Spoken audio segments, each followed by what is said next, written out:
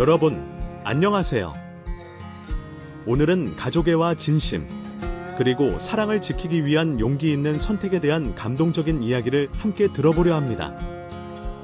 이 이야기는 단지 한 가정의 일이 아니라 우리가 살아가며 마주치는 관계와 삶의 가치를 되돌아보게 합니다.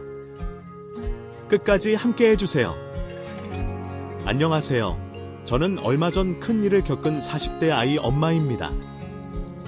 전부터 어딘가에 제 사연을 보내보고 싶다는 생각을 늘 했었는데 항상 기회가 없었어요.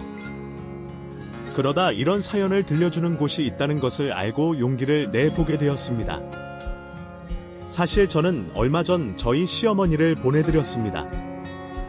10여 년 전에 시집와서 여태 모시고 살았는데 겨우 10년 정도밖에 살지 못했네요. 시어머니시지만 친정 부모님이 일찍 돌아가신 저한테는 친정 부모님과 다름없는 어머니셔서 돌아가신 지금 허전함이 무척 큽니다. 부모님 돌아가셨을 때도 그랬고 지금도 그렇지만 당시에도 잘한다고 하는데도 왜 항상 떠나시고 나면 후회들이 남는지 모르겠네요. 사실 저희는 시어머니의 죽음을 2번이나 겪었습니다. 그래서 어머니의 죽음에 대해 미리 생각하고 후회하는 시간도 있었고 죽었다 살아 돌아오신 어머니와 그 후로는 더욱 뜻깊은 시간들을 많이 보낼 수가 있었죠.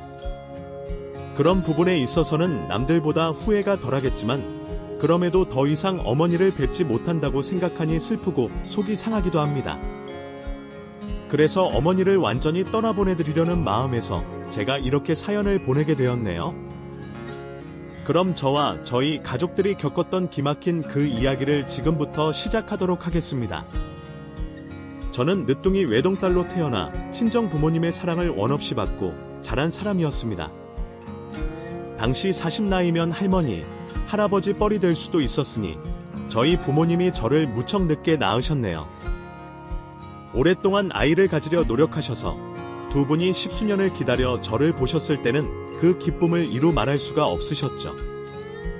어렵게 가진 아이다 보니 부모님은 저를 무척이나 예뻐하실 수밖에 없으셨고 저는 늘 부족한 것 없는 어린 시절을 보낼 수 있었습니다. 사랑받은 만큼 사랑할 줄 안다는 말처럼 저는 그렇게 긍정적이고 밝은 사람으로 잘 자라게 되었죠. 너무 걱정 없이 자라서 그런지 그림 그리고 만드는 걸 좋아하며 자유분방한 성격이 되었던 저는 공부하는 일찍이 담을 쌓았습니다. 그 시절 부모님들이라면 자식에게 공부하라 소리하시고 성적 법석 한 번쯤은 하기 마련이실 텐데도 저희 부모님은 그러신 적이 한 번도 없으셨나요? 꼭 행복이 성적순이냐고 말씀하시던 저희 부모님께서는 제게 돈보다 세상보다 더 중요한 가치들을 가르쳐 주셨고 저는 그 안에서 더 나아 그러다 저는 예술을 하는 사람이 되었고 지금도 도자기를 만들고 도예 일을 하고 있네요. 어쩌면 저희 부모님은 늦게 자식을 보셨기에 일찍 헤어질 것을 아셨을까? 오랫동안 나눠주셔야 할 사람과 관심들을 짧은 시간 안에 쏟아부어 주셨던 게 아닐까 싶기도 합니다. 제가 그런 부모님과 함께한 시간은 불과 30여 년밖에 되지 않았으니까요. 제가 30나이 어느 날 저는 부모님을 모두 잃었습니다. 금슬이 좋은 분들이셔서 그런지 참 신기하게도 두 분이 비슷한 시기에 돌아가시게 되었네요. 처음에는 어머니가 그리고 두 번째는 아버지가 하셨죠. 어머니가 돌아가시고 힘들어하셨던 아버지는 어머니가 돌아가시고 반년 만에 어머니를 따라가셨습니다. 금슬 좋은 부모님이 나란히 떠나신 건 잘된 일이지만 사랑만 받았던 제가 하루아침에 고아가 된 것은 참 서글픈 일이었습니다. 저는 어쩜 그 나이가 되도록 철이 들지 못했던 건지 그 나이 먹도록 부모님을 찾아 울 피울 수밖에 없었어요. 몇 날 며칠을 부모님이 그리워 밥도 먹지 못하고 일도 도저히 손에 잡히지 않더라고요. 그렇게 정신을 반쯤 빼놓은 사이 누가 저를 찾는 전화가 걸려왔죠. 여보세요. 예, 조미연 씨 방문한 건가요? 예, 오늘 안 합니까? 저 몇 달 전에 예약을 했었는데 그것도 안 되는 건가요? 예약이요. 슬픔에 잠겨 정신없이 살던 제가 그 전화 한 통에 번쩍 정신이 들었습니다. 공방을 운영하던 제가 오래전부터 공방에 수강 신청이 있었던 것을 완전히 잊어버리고 있었더라고요.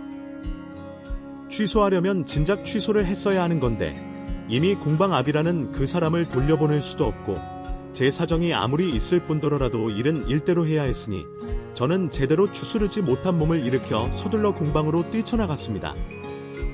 앞에서 내내 절 기다리던 수강생분께 죄송하다 거듭 사과를 드리고 가게 문을 열었죠. 정말 죄송해요. 제가 오늘 수업을 완전히 잊어버리고 있었네요. 얼마 전 아버지가 돌아가시고 제가 요즘 정신이 없어서요. 예. 아니, 3월 다 마쳤으면 수업을 취소하시지. 괜히 죄송하게 됐네요. 지금이라도 그냥 갈까요? 아니에요. 이것도 다 약속인데요. 그리고 사실 오래 누워 있었으니 이제는 괜찮아져야죠. 저 때문에 많이 기다리셨죠? 아니에요. 별로 많이도 아닌데요. 그나저나 아버님 보내신 건 안타깝게 되었습니다. 사실 저도 아버지가 일찍 돌아가셔서 그 마음 잘 알거든요. 그날 유일한 수강생이 어떤 박민준 씨와 저는 서로 비슷한 마음의 상처를 이해해주며 뜻깊은 대화를 나누게 되었습니다. 그땐 저도 그런 위로가 필요했던 모양이에요. 저도 모르게 제 심정과 속사정을 얘기하게 되고 어쩌다 보니 위로까지 받게 되었습니다. 전에 한 번도 본 적 없던 사람과 그런 교감을 할 수가 있는 것인지 어쩌면 그날 저희의 만남이 우연이 아니었던 게 아닐까 싶은 생각마저 들었죠. 박민준 씨도 저와 통하는 게 있었던 것인지 그 후로도 종종 공방을 찾아왔고 그 남자의 의도를 모르지 않았던 저도 민준 씨에게 호감을 표하며 저희의 만남이 그렇게 시작이 되었네요. 지금 생각해도 참 풋풋하고 좋은 시절이다 싶은데 사실 강씨로 생각하면 저희 둘 다 결혼 시기는 이미 지나 있던 상태였습니다. 10년 전만 해도 독신주의나 노처녀에 대한 인식이 관대하지 않던 때라 세상 친구들은 30 전에 전부 시집을 갔었는데 전 벌써 30이 넘었으니 이미 노처녀였죠. 민준 씨도 저보다 2살 많았으니 우리는 나란히 결혼 정년기를 지나온 상황이었어요. 저는 자유분방한 탓에 혼자 살아도 괜찮다 싶은 생각이 있었어요. 독신주의라고 할 정도는 아니었지만 마음에 쏙 드는 남자가 나타나지 않으면 혼인하는 것보다 미혼인 것이 낫다 생각했었죠. 민준 씨 역시 홀어머니를 모시고 살다 보니 좀 더 결혼에 대해 신중할 수밖에 없었습니다. 그래서 저희는 처음부터 더 조심스럽게 연애를 시작할 수밖에 없었고 결혼 생각을 하지 않을 수가 없었죠. 다행히 민준 씨는 제가 신랑감으로 생각하기 좋은 사람이었습니다. 평범한 회사원에 모아둔 돈이 많은 것도 아니었지만 사람이 정말로 좋았어요. 다정하고 속 깊고 성격이 더할 나위 없이 좋았습니다. 민준 씨를 보고 있으면 꼭 우리 아버지가 떠오르는 듯했고 그럼 제가 우리 엄마 같은 사람이 되어서 저희 부모님 같은 부부가 되고 싶다는 생각을 하게 되더라고요. 민준 씨와 함께하면서 늘 다정하게 다니시던 부모님 모습이 떠오를 때마다 저는 어느새 민준 씨와 결혼을 해서 애들을 키우고 있는 상상까지 하게 되었습니다. 그렇게 저희가 어느덧 결혼을 약속하고 결혼 준비가 본격적으로 진행되자 민준 씨는 고민을 털어놓았습니다. 민준 씨는 사남매 중 막내로 딸 2, 아들 1 있던 집에 4번째로 태어난 막내 아들이었습니다. 외동으로 자랐던 저는 다복한 집안에서 자랐다는 민준 씨가 부럽기도 했어요. 저도 외동으로서 남부러울 것 없이 부모님의 사랑을 받고 자랐지만 그래도 종종 외로운 시간들이 있었기 때문에 어릴 적에는 저도 형제들이 많은 집에서 시끌시끌하게 살았으면 어떨까 싶은 생각들이 있었으니까요. 그런데 집에서 심지어 형, 누나들과 나이 차이도 많이 나는 늦둥이로 태어났으니 얼마나 귀염받고 사랑받았을지 민준 씨의 다정하고 세심한 성격이 다 그런 탓이 아닐까 싶었죠. 나이 많던 형, 누나들은 진작 결혼해서 가정을 꾸렸고 형제들이 집을 떠나는 동안 자라고 있던 민준 씨는 자연스럽게 다른 형제들의 빈자리를 채우며 어머니와 단둘이 살고 있었습니다. 이미 고령이시던 어머니가 혼자 계실 만큼 건강이 좋지 못했고 결혼을 하면서 어머니를 모셔야 할지 다른 형제들에게 부탁을 해야 할지 고민이 많아 보였죠. 저야 외동이었으니 부모님을 책임질 자식이 저 하나였지만 민준 씨는 사남매나 되는데 왜 막내 아들 공자 그 고민을 하고 있는지 의아하기도 했어요. 저도 어디서 보고 들은 것은 있었으니 보통은 이럴 때면 장남이나 장녀들이 알아서 정리를 하지 않나 싶어서 더 이상하다 싶었습니다. 하지만 그런 궁금증은 곧 머지않아 풀리게 되었습니다. 그때는 저희도 결혼 전이었지만 어차피 고부가 됐건 이 같이 의논을 해야 한다며 형님과 아주버님이 가족 모임에 저를 부르셨습니다. 그리고 그 자리에서 식구들의 관계를 알 수 있었죠. 막내라서 형제들에게 귀여움 받았을 거라 생각했던 남편은 제 생각과 정반대의 대우를 받고 있었습니다. 띠동갑 이상 차이나는 형, 누나들에게 귀여움은커녕 말 한마디 못할 정도로 무시와 냉대를 당하고 있었더라고요. 저희의 결혼 문제를 앞두고 어머니의 거취에 대해 논의하던 시댁 식구들은 누구 하나도 먼저 어머니를 모시겠다는 사람이 없었어요. 그저 이 핑계 저 핑계 대면서 서로 손해볼지 않으려 안다 일이었죠. 아직 식은 안 올렸지만 재수시라 해도 되겠지. 예, 편하신 대로 부르세요. 철아, 너보다 한참 어린데 뭐 그렇게 촌대까지 하고 그래. 멀티에 우리는 말 편하게 할게. 괜찮지? 예, 저는 상관없어요. 편하게 부르세요. 그래. 그럼 오늘 죄수식까지 오라고 하고 이렇게 다 모인 것은 민준이가 어머니를 모시는 문제로 말을 꺼냈기 때문인데 그 어머니 문제니까 우리가 다 같이 상의를 해보자. 근데 난 좀 그렇네. 민준아, 여태 네가 잘 모셨으면서 이제 와서 왜 갑자기 상의를 하자 그래? 왜 올케가 시어머니랑 살기 싫대 결혼한다고 벌써부터 와이프 먼저 챙기는 거? 둘째야, 마렵에 그렇게 하니 괜히 올케 오해 얄라.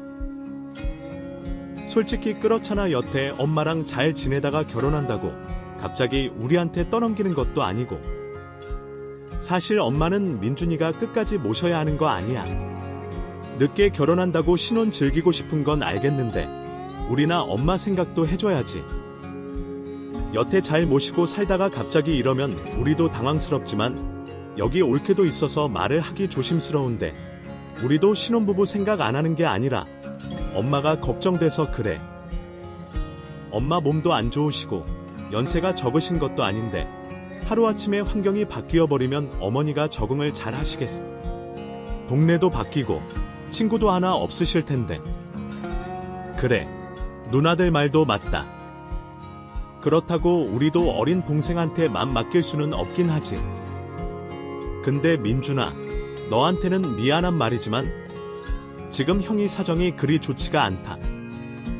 안더 이영수 요즘 일하느라 바쁘고 어머님 모셔온다 한들 집에서 돌볼 사람이 없다. 형이 지금 제일 위험한 40대 나이 아니냐. 사정 좀 봐줘라. 민준아, 네가 그렇게 말하면 우리는 뭐가 되니? 우리는 뭐 사정이 없겠어. 언니는 요즘 갱년기고 나도 애들 때문에 힘들어. 애들 한창 수험생이라서 공부 환경 만들어줘야 하는데 엄마 집에 오시면 애들 방도 비워야 하고 이래저래 곤란하지. 각자 사정들이 있고 형편이 안 되는 건 알지만 어머니를 모실 생각조차 하지 않는 식구들을 보며 저는 왠지 씁쓸해졌습니다. 모두 한때는 어머니 보호 아래 어머니의 애정과 정성을 받고 자랐을 사람들이 늙은 어머니를 골칫덩이처럼 생각하고 있는 것이 참 무정해 보이더라고요. 조용히 듣고만 있던 민준 씨도 저와 같은 생각을 한 것인지 말은 못해도 표정이 씁쓸해 보였습니다. 그럼에도 저 때문인지 아니면 기죽이는 형제들 때문인지 민준 씨가 선뜻 말을 꺼내지 못하는 걸 보며 결국 제가 시댁 식구들 앞에서 나설 수밖에 없었어요. 어머니는 그냥 저희가 모실 테니까 형님들이 나 주머니 미나 걱정 마세요. 말씀 들어보니 다들 사정이 있으신 것 같은데 저희는 아직 아이도 없고 제가 시간적 여유가 있으니까 제가 모시는 게 나을 것 같네요. 형님 말씀처럼 환경이 바뀌면 어머니도 불편하실 거고요. 어머님 안 좋다고 하시면 제가 시댁 들어가서 살게요. 어머, 올케, 정말이야. 옳게 사람이 참 됐다. 그래, 며느리라고 시어머니 못 모실 게 어딨어. 그리고 원래 이런 먼 아들들이 하는 거야. 딸들은 출가 외인인데 왜 우리한테까지 걱정을 시켰나 몰라. 그러면 원래대로 민준이가 엄마 모시는 걸로 하자. 앞으로 단말하기 없기야. 그렇게 저는 결혼을 하며 시어머니를 모시고 살기로 결정을 했고, 남편은 그런 제 선택을 무척이나 고마워했습니다. 미안함, 미안해. 늦게 결혼하는 마당에 좋은 것만 해주고 싶었는데 미안하고 고마워. 당신 같은 와이프는 또 없을 거야. 무슨 말을 그렇게. 내가 뭐 좋은 집, 예쁜 신혼살림 바라고 당신이랑 결혼하는 거야. 나 그냥 박민준 당신 좋아서 결혼하는 거야. 내가 좋아하는 남편 어머니를 모시고 살겠다는데 내가 고맙다는 소리까지 들을 일이야. 별것도 아닌데 고마워할 거 없어. 우리 앞으로 어머니 모시고 세 식구 행복하게 잘 살면 될지. 물론 저도 결혼 전에는 내 취향으로 예쁜 신혼집 꾸미고 우리 둘이 알콩달콩한 신혼을 보내고 싶기도 했었습니다. 하지만 시어머니의 거취를 놓고 제가 그런 배부른 고민을 할 수 없는 일이었어요. 저도 엄마 돌아가시고 고아가 되어 적적했던 차에 고부가 많으면 많을수록 좋은 거라 생각하기로 했습니다. 다행히 시어머니는 저를 예뻐해 주셨고, 시어머니 역시 제가 어머니와 함께 살겠다는 것을 아주 고마워하셨죠. 그런 걸 보면 시집살이를 시키실 만한 분 같지도 않았고, 저는 남편을 사랑하는 마음으로 시어머니께도 최선을 다하기로 마음먹었습니다. 그렇게 시댁살이가 시작되고 저희는 나름 행복한 신혼을 즐겼습니다. 한가할 때는 데이트도 다니고 어머니 모시고 동네 산책도 하고 여행도 다니면서 셋이서도 잘 지냈어요. 처음에는 시어머니가 아무리 잘해주셔도 어른과 함께 살면 어쩔 수 없이 불편한 것들이 있을 거라 생각했는데 살다 보니 의미 없는 걱정이었다는 것을 알게 되었습니다. 불편한 것 하나 없이 오히려 더 도움을 받게 되어서 저희가 어머니를 더 귀찮게 한 건 아닌가 싶기도 했습니다. 어머니가 남편만큼이나 유하고 너그러우신 분이셔서 혼날 일도 없었고, 일하는 아들 부부 도와주시겠다고 아침 식사까지 챙겨주시는 분이셨어요. 새야, 가지탱애야 밥 먹어라. 어머, 어머니, 언제 일어나셨어요? 너희들 아침 챙겨주려고 일찍 일어났지. 나이 드니까 아침 잠이 없어. 세상에, 어머니, 그러면 적게 오시지. 이걸 혼자 다 하셨어요. 자는 애를 깨우긴 어깨오냐. 둘 다 나가서 일해야 할 텐데 한숨이라도 더 자야지. 어머니 몸도 안 좋으시고 손목도 아프시다면서요. 자꾸 무리하지 마세요. 이러면 제가 너무 죄송해요. 이런 거는 하나도 무리 아니야. 어미가 자식 밥 먹이는 게 뭔 고생이라고. 오늘은 미연이 너 좋아하는 소고기 무국했는데 많이 먹고 까라. 정말 친어머니처럼 아침상을 차려주시고 배웅을 해주시고 제가 아프고 피곤할 때마다 걱정하고 챙겨주시는 어머니를 보며 저는 시어머니를 모시고 살기 잘했다는 생각을 하게 되었습니다. 어릴 적 부모님께 인직게 사랑받은 기억이 컸던 저는 남편과 단둘이 사는 것보다 어머니를 모시고 사는 게 훨씬 마음이 편하더라고요. 하지만 어머니는 마음이 편하지만은 않으셨던 모양입니다. 처음부터 괜히 신혼부부 사이에 기여 못할 짓 한다며 걱정하시던 어머니는 늦은 결혼에도 아이 소식이 들리지 않는 저희를 보시며 걱정을 하셨어요. 미연아, 너 나랑 같이 사는 거 정말 괜찮냐? 불편하지 않나? 저 정말 괜찮은데 왜 그러세요? 어머니, 뭐 불편하세요? 혹시 제가 너무 시끄럽게 굴었나요? 아니, 그런 거 없다. 아, 그런 게 아니야. 나 때문에 그렇지. 괜히 나 때문에 신혼 즐겨야 할 젊은 애들이 늙은이를 지나보고 둘이서 어디 놀러 가지도 못하고 그러는 것 같아서 내가 마음이 불편해서. 끝내 빨리 지금쯤이면 애도 생기고 한창 붙어들 탄 땐데 집에 내가 있으니까 니들이 애가 안 생기는 건가 싶기도 하고, 니들이 괜찮다고 하는데도 내가 마음을 편히 먹지를 못하겠구나. 어머니 때문에 그런 거 아니에요? 제가 노력이 부족한가 봐요. 어머니가 손주 걱정 안 하시게 노력할 테니까 어머니 때문이라는 그런 말 하지 마세요. 꼭 그런 게 아니라도 말이야. 요즘 기가 나 때문에 집에 일찍 들어오는 것도 다 알고 있다. 일하는 애들도 없지는 못할 망정 방해나 하고 말이야. 어머니가 얼마 전에 쓰러지셔서 걱정돼서 그렇죠. 그리고 저도 쉬엄쉬엄 일하고 싶어요. 어머니랑 친해지기도 하고요. 그러지 마라. 니들이 나 때문에 희생할수록 내가 마음이 불편해. 이럴 거면 차라리 내가 요양원 들어가서 지내는 게 훨씬 편하겠다 싶어. 그런 어머니는 아들 부부에게 진미라도 지울까봐 불편하신 마음에 직접 요양원에 가시겠다는 말씀까지 하셨습니다. 저는 당연히 말도 안 된다며 말렸지만 그 후로도 어머니는 몇 번이나 요양원 얘기를 꺼내주셨고 저희는 그때마다 난감할 수밖에 없었어요. 어머니, 제발 그런 말씀 좀 하지 마세요. 자식이 몇인데 요양원을 가세요. 저희 정말 괜찮으니까 그냥 저희랑 같이 지내세요. 예, 저희가 그렇게 어머니와 실랑이를 벌이는 사이 다른 형제들은 이번에도 강 건너 불구경이었습니다. 늘 말씀을 믿게 하시던 둘째 형님은 심지어 책에 이런 말까지 하셨죠. 옳게, 대체 뭘 어떻게 하길래 엄마가 요양원 간다는 말까지 하셔. 옳게, 설마 우리 엄마한테 뭐 섭섭하게 했어. 예, 그럴 리가요? 저도 잘하려고 많이 노력했어요. 어머니가 지금 절 아쉬워하는 것도 저한테 미안해서 그러시는 거지. 제가 쉬를 써서 그러시는 건 아닐 거예요. 그건 모르지.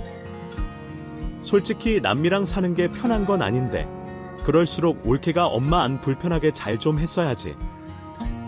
직접 엄마 모시겠다고 탐당이 말할 때는 언제고 회의 뒤에서 이런 얘기나 나오게 해. 알아서 한다고 했으면 잘할 생각을 해야지. 책을 사람 걱정 안 하게 잘 좀 해.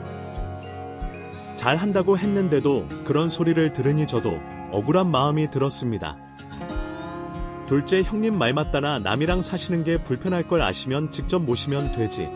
왜 나한테 그러실까 싶더라고요.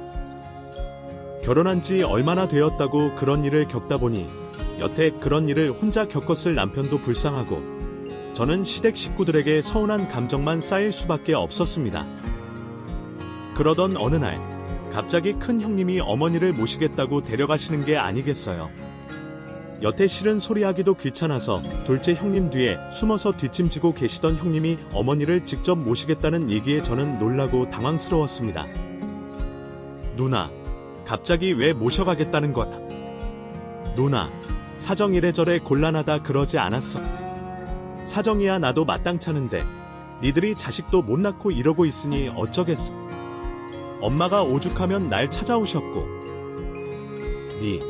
민준아, 너나 올케가 못했다는 건 아니지만 엄마도 그동안 며느리랑 지내시면서 이래저래 불편하셨나봐. 엄마가 그러시는 걸 보니 내가 창녀로서 그냥 두고 볼 수가 없다 싶어서 무리를 하려고 한다. 어머니도 정말 며느리보다는 딸과 사시는 게 좋으셔서인지 큰 형님을 따라가며 좋아하셨습니다. 그걸 보고 저는 왠지 섭섭해졌지만 어머니가 좋아하시니 저도 좋다 생각했죠. 그런데 그렇게 좋아하시며 형님을 따라가셨던 어머니가 몇 달도 지나지 않아 갑자기 다시 집으로 돌아오셨습니다. 어머니, 갑자기 어쩐 일이세요? 형님은 요새 아까 나 그냥 여기 있으려 한다. 아무래도 살건 국내가 편하지. 모르는 동네 가니까 영 불편해서 말이야. 어머니가 자식 걱정의 말씀을 길게 하지 않으셨지만 아무래도 그 집에서 사위 눈치에 다크 손주들 눈치 보느라 편하지 못하셨나 봐요. 이렇게 된 거 제가 그냥 계속 모시려 했더니 어머니가 돌아오신 지 얼마 지나지 않아서 그 소식을 듣고 이번에는 둘째 형님이 어머니를 데려가셨죠. 형님, 어머니 그냥 저희 집에 계셔도 되는데요? 저번에도 큰 형님 댁 가셨다가 눈치 보이고 불편하셨다고 그러던데 괜찮으시겠어요? 옳게. 설마 뭐 내가 엄마 눈치라도 줬다 이거야? 말하는 게 좀 그렇네? 아, 그게 아니라 그래도 사위보다는 며느리가 편하시지 않으시겠습니까? 나 했어요. 언니가 갱년기라서 엄마랑 좀 싸웠나 봐. 그래도 그렇지. 엄마도 참 그렇다. 옛날 임은 금방 풀릴 뭐가 그렇게 섭섭하다고 집까지 나갔는지. 우리 엄마도 느끼는 했나봐. 하여간 나랑 엄마는 원래 잘 맞으니까 이번엔 내가 모실게. 내가 통속고생 덜어주는 건데 나한테 고마워해야 하는 거야. 알지? 둘째 형님을 따라 나선 어머니가 걱정되는 마음에 종종 전화를 걸어보면 어머니는 그곳에서도 잘 지내시는 것 같지는 않으셨어요. 어머니, 저녁 드셨어요? 뭐 드셨어요? 그냥 집에 있는 거 태주 먹었지. 그 미연아는 맛있는 거 먹었냐? 저는 어머니가 해주시고 간 열무김치 국수 말아 먹었어요. 열무김치 보니까 어머니 생각이 나서요. 거기서는 정말 잘 계시는 거 맞으시죠? 혹시 불편하시거나 그러면 집으로 다시 오세요. 예, 아니야. 딸 집인데 불편할 게 뭐가 있겠냐? 내 걱정하지 말고 이제 나도 니들 둘이 행복하게 잘 살아라. 그런데 그런 어머니 말씀과 달리 형님네 식구들이 어머니만 두고 다 같이 외식을 갔던 겁니다. 나중에서야 그걸 알고 남편과 제가 너무 하신 거 아니냐고 말을 꺼냈더니 형님은 어머니가 움직이기 힘들어 하셔서 어쩔 수 없이 그런 거라 말하더라고요. 그럴 거면 차라리 포장을 해서 오던가 어머니가 가기 편하신 곳으로 가야지. 다 같이 사는 식구들이 어머니만 집에 두고서 나머지만 외식을 가고 하는 것이 제 입장에서는 전혀 이해되지 않았습니다. 남편도 그 일로 내심 속상한 눈치였지만 구박당하던 막내로서 누나에게 말을 꺼내지 못했죠. 그런데 이번에는 갑자기 가만히 계시던 아주버님이 나서시는 겁니다. 내가 보니까 그 누나들 둘 다 지금 자신 오른 못하고 있는 것 같던데 이럴 거면 어머니 그냥 막내 집에 계시게 두지. 아, 왜 그랬어? 네가 뭘 안다고 그래? 우리도 할 만큼 한 거야. 할 만큼 하기엔 나도 들었어. 누나, 어머니 두고 식구들끼리 만회 식당이고 그런다면 아, 이럴 거면 어머니 그냥 내가 모실게. 누나들 할 만큼 했다니까. 아, 너 말 꺼내지 말고. 막내도 이제는 걱정하지 마라. 그래, 처음부터 이랬어야 했어. 원래 다 장남이 해야 하는 일인데 말이야. 그러니까 다들 토다에 생각하지 마. 장남이 어머니를 모셔야 한다는 건 아주버님 말씀이 맞지만 여태 모른 척 하셨던 분들이 갑자기 왜 서로들 어머니를 모시지 못해서 안달인지 좀 이상하긴 했어요. 하지만 저희 입장에서는 자식들이 어머니를 챙기는 게 이상한 일은 아니었기에 다른 식구들 역시 어머니가 끝내 걱정되셔서 그러시는 거라 생각할 수밖에 없었죠. 그렇게 어머니는 둘째 형님 집을 거쳐 결국 아주버님 댁에서 지내시게 되었고 어머니를 모셔가시게 되던 아주버님은 저희 집에 그대로 남아있던 어머니의 남은 짐들까지 싹 챙겨가며 어머니를 모셔갔습니다. 이전까지는 형님들 댁에 가셔도 짐이 남아있으니 언제라도 돌아오실 것처럼 느껴졌는데 지금까지 다 챙겨가시는 걸 보니 어머니와 영영 헤어지는 것 같은 아쉬운 기분이 들었습니다. 그래도 어머니께는 좋은 일이실 테니 저는 좋은 마음으로 어머니를 보내드려야 했죠. 그런데 그런 와중에 어머니가 다른 식구들 몰래 제게 뭔가를 부탁하셨어요. 미연아, 이거니까 좀 가지고 있어다오. 이게 뭐예요? 어머니? 그냥 내 물건들인데 열어보지는 말고 네가 좀 대신 맡아줬으면 좋겠다. 괜히 왔다 갔다 하면서 잃어버릴까 싶어서 말이야. 그래도 다른 사람들한테는 말하지 말고 알겠지?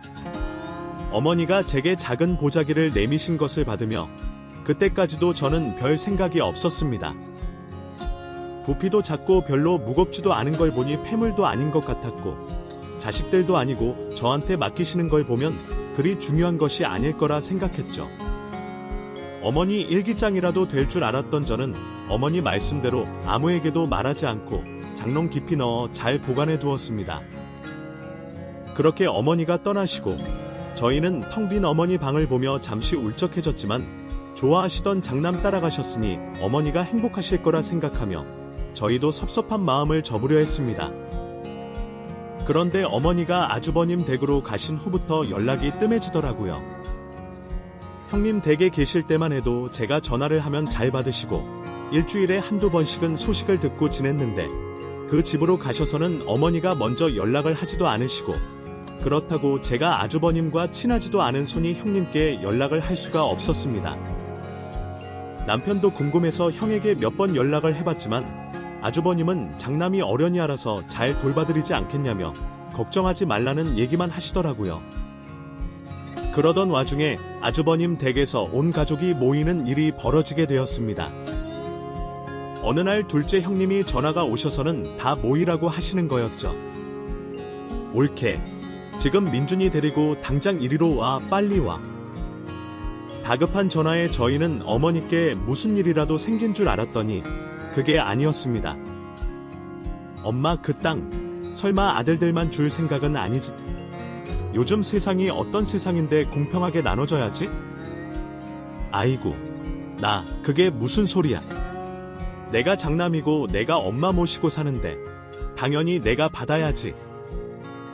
옛날 같았으면 누나들 여기 올 수도 있었겠어. 뭐야, 지쳐라. 너 무슨 말을 그렇게 하냐? 네가 엄마 모신 지 얼마나 됐다고 이제 와서 장남 타령이야. 이제라도 모셨으면 된 거지. 뭐가 문제야? 엄마 돌아가실 때까지 내가 모시고 살면 될 거 아니야. 그렇게 할 거면 차라리 내가 모시고 살게. 네가 장남일지는 몰라도 첫째 자식은 난데 왜 니들이 난리야. 그리고 지쳐라. 너는 아버지 돌아가시면서 받을 만큼 받아놓고 이제 와서 이딴 소리를 하니? 나랑 둘째는 못 받은 게 있는지 달아.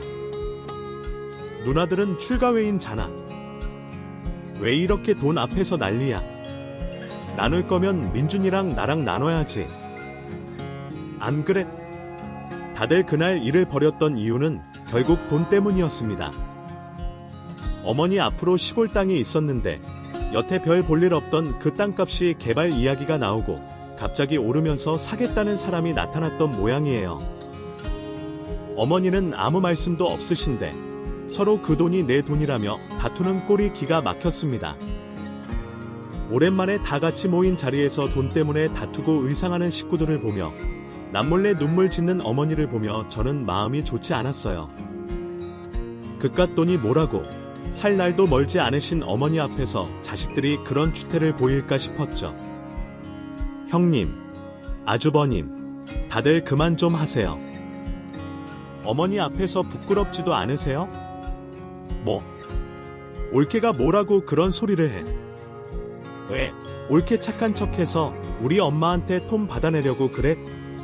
남의 가족이래 낄 생각하지 말고 가만히나 있어. 보다 못해 말리는 저더러 형님들이 돈이 탐나서 그러냐며 악담을 하는 겁니다.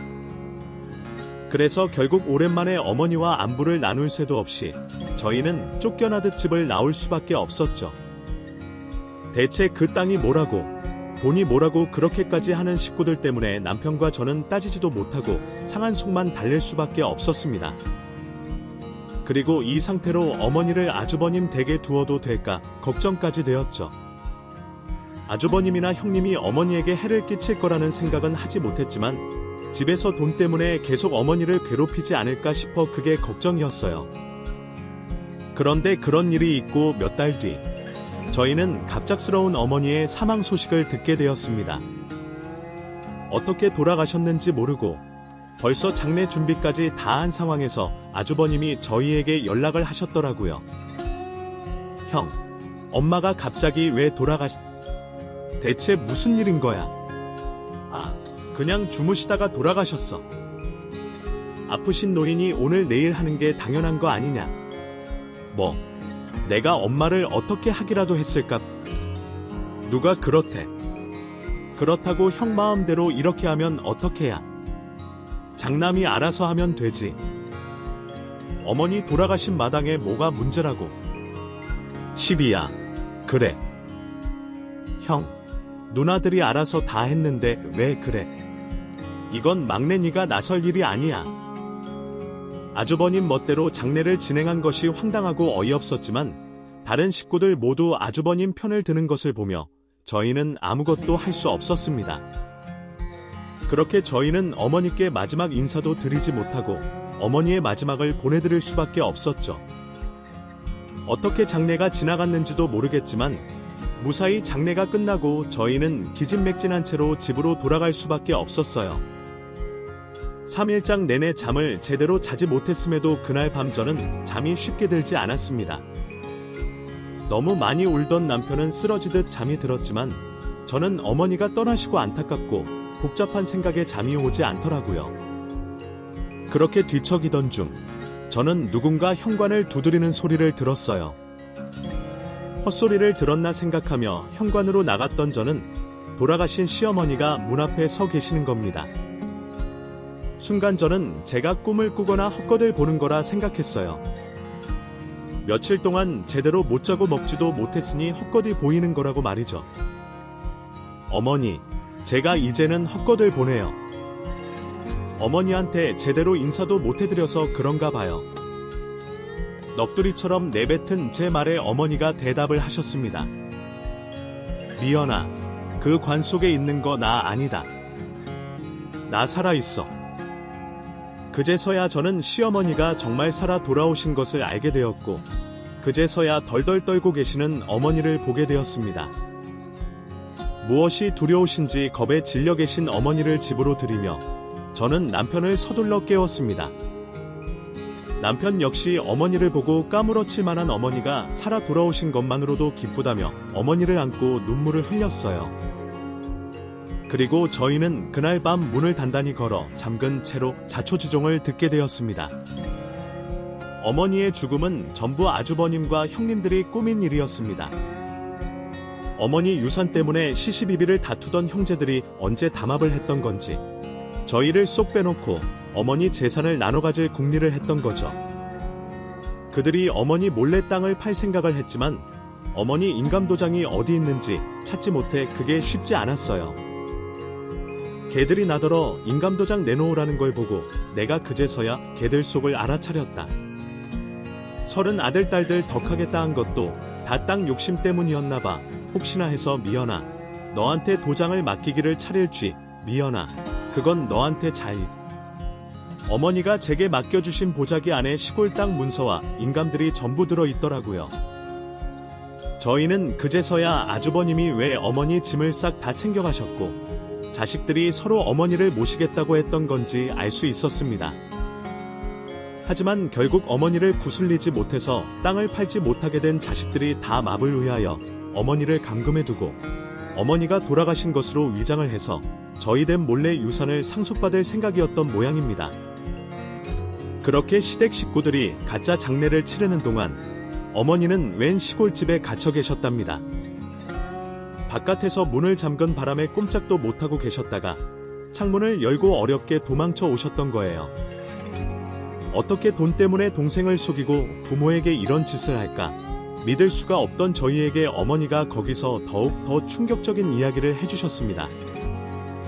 내가 걔들을 낳지는 않았어도 정말 내 자식들처럼 키웠는데 걔들이 어떻게 그럴 수가 어머, 그게 무슨 말이에요? 친자식이 아니라는? 이미 알고 보니 남편과 시댁 식구들은 전부 이복 형제였습니다. 시아버님이 전처와 사별을 하시면서 어머니와 재혼을 하셨고 그때 이미 다 큰 자식들은 두 분이 재혼한 것도 알고 있었고 식구들 전부 알고 있던 사실을 어렸던 남편만 모르고 있었던 것이죠. 저는 그제서야 남편이 왜 막내치고 독 위험을 받지 못했는지 은연중에 어머니를 막내 아들이 책임져야 한다는 말을 했던 건지 알겠더라고요. 어머니는 전처의 자식들을 친자식과 다름없이 길렀지만 다른 형제들은 여태 저희 어머니를 친모로 생각하지 않고 있었던 모양입니다. 동생 역시 남처럼 생각하고 어머니가 혹시나 친자식인 막내에게만 상속을 해주실까봐 저희를 그렇게 떼어놓으려 했나봐요. 그랬으니 자식들이 그런 무정한 디스를 하며 어머니를 지옥으로 내몰았던 것이죠. 그 모든 사실을 뒤늦게서야 알게 된 저희 부부는 그들의 끔찍한 행태에 할 말이 없었습니다. 어떻게 멀쩡히 살아계신 어머니를 죽은 사람 칠 수 있는지, 돈 앞에서 기른 정도 모른 채 하는 그대로 끔찍하기 짝이 없었죠. 어머니도 여태까지는 그들을 자식이라 생각하셔서 그런 꼴을 두고 보셨지만 갇히고 가짜 장례까지 치르는 그 일을 겪으시면서는 더 이상 그들과 상종하고 싶어 하지 않으셨습니다. 그래서 저희는 어머니의 뜻을 따라 어머니를 안전한 곳으로 모셔두고 시댁 식구들을 고소하여 다 같이 법정에서 만나게 되었습니다. 제 마음 같아서는 납치, 감금, 협박으로 형사처벌을 받게 하고 싶었는데 마음 약하고 열이 50인 어머니가 차마 자식들에게 그렇게까지 못하겠다고 하셔서 적당한 손해배상 청구와 접근금지 신청으로 끝내기로 했어요. 너 어디 형을 고소해? 네가 그 돈 다 가져가려고 이러는 거지. 내가 모를 줄 알아? 내가 가만히 있을 줄 알아? 나 미드 끝까지 쫓아갈 거다. 절대로 가만히 안 둘 거야. 뭐? 엄마 납치하고 죽었다 쇼까지 안 주지. 무슨 할 말이 더 있어? 형이랑 누나들이야말로 적당히 안 하면 콩밥 먹을 줄 알아. 저희가 봐주는 줄도 모르고 끝까지 자기네들 잘못은 모르고 돈밖에 모르는 그 사람들을 보며 저희는 더 화를 낼 가치도 느끼지 못했습니다. 하지만 결국 패소하게 되자 당당하던 말과 달리 시댁 식구들은 합의를 원했고 저희는 변호사를 통해 다시는 저희와 어머니에게 연락하거나 찾아오지 않겠다는 조건을 달고서 인연을 완전히 정리하기로 했습니다.